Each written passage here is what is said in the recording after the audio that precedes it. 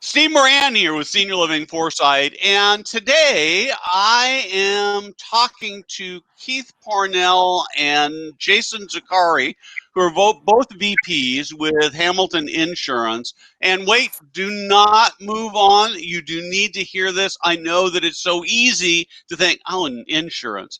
So we are seeing, particularly with COVID, we're seeing insurance claims increase, rates go up like crazy. And one of the questions, the big question I think really people have is almost everybody already has a relationship with an insurance broker, right? And so, Jason, you were telling me earlier that you guys are actually seeing the phone ring off the hook, that you're having people come to you who already had relationships with other brokers and have decided to come to you instead. So I think it's a really important topic is to actually talk about when and why you should make a change in your insurance broker. So, Jason, let's start with you. Yeah, absolutely.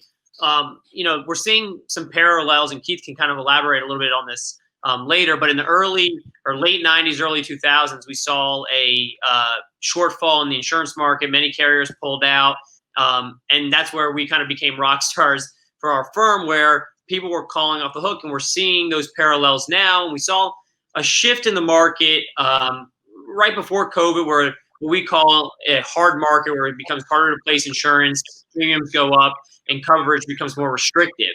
And our phones are going off the hook. And kind of what we were talking about earlier is people that I've known in the industry that I see at the conferences for years, that we've been friends. And they always say, Jason, I love you, or Keith, I love you. But my insurance broker is my neighbor. We play golf every Saturday. Or my insurance broker's my wife's best friend's husband. And we're getting a lot of calls now that, hey, Jason, I think there may be some opportunities for us to work together now that our insurance rate just went up 200%. And this is kind of where having somebody that specializes in the senior care space becomes extremely beneficial and critical, particularly when these rates go up, less markets willing to write coverage in the space. And that, there's general brokers out there and nothing that's, to fault them, but they write a law firm in the morning, construction site at lunch, and maybe a senior housing in the afternoon, where we work with thousands of communities throughout the country every day that and only focus on one industry, and that's the senior space. So, Keith, what are you seeing out there as you're talking to your clients in the senior living space? Yeah, pretty much expanding on what Jason said, we're starting to see the clients take huge increases in premium, more restrictive coverage, and I think they've come to the realization that to put it in a comparison, when you see your general doctor all the time, your general everyday physician, if you decide you need brain surgery, you're probably not going to ask them to do it, and so we kind of equate it to that. Now's the time when you need the professional that, is not just shopping out to wholesalers or whatever, but has a direct relationship with all the carriers out there who are writing, really knows how to explain things to the underwriter, really get the information across on the quality that's going on at the building. When these underwriters see, a submission, they see thousands and thousands of submissions every day.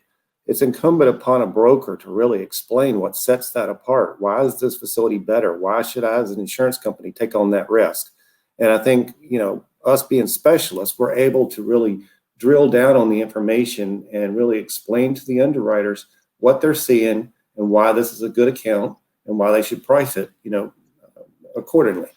And that's basically what we're seeing.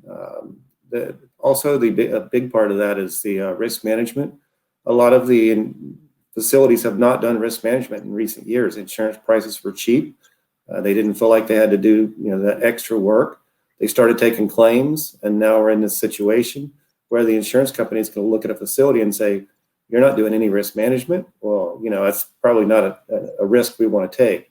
And so, for a broker who has, first of all, the expertise to sell the account to the insurance company, and secondly, to go out and help with the risk management and help prevent claims in the future, that's really the kind of accounts companies are looking for, and that's what's pushing a lot of these facilities over to Hamilton now. Can you talk about maybe where you guys often see some low-hanging fruit with respect to risk management, where you can really help communities make a difference? Yes, we actually have a incident reporting tool. It's called IRMA. It's Electronic Risk Management Assistance. IRMA tracks and trends every incident that happens in the building. So there's a weight change, there's a slip and fall, there's a change in dietary, there's any kind of incident. We're proactively looking at that information to help predict and prevent future claims. And so if you can get ahead, and Jason always gives the example, somebody falls in the building, well, that's an incident. Well, they fall again, that's another incident. That third fall is when you're going to end up paying a claim. Our software is actually, our risk management program is actually time edited. So we know that if they're falling, we can tell that's 2 falls in 1 week. Maybe if it's 2 falls in 2 years, not a big deal. But once we see that pattern start to emerge, we're able to work with the facility's nurses to reach out to the doctor and figure out what changed in the care plan. Did we change the medication that's making this person want to get out of bed at night? I mean, this is proactive risk management, that if we know that person's going to fall, we're doing everything we can to prevent them from falling. And that's just one example. I mean, we can equate it to every situation in a facility. Great. So I guess the bottom line really looks like this. The first is that if your premiums are skyrocketing, it's time to make a change. If you're having a hard time finding coverage, it's time to talk to you guys. And that if you are not doing things with risk management, they should be talking to you guys, because it will ultimately make operations better, reduce insurance costs, reduce liabilities. Do I have that right? Did I miss anything?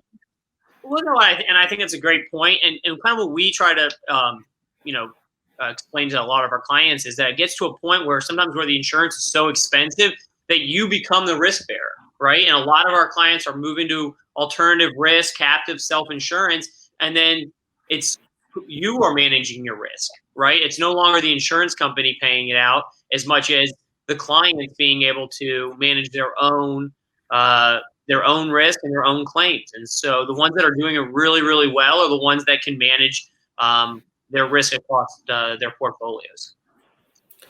Yeah, I think one of the things to say now is to be proactive.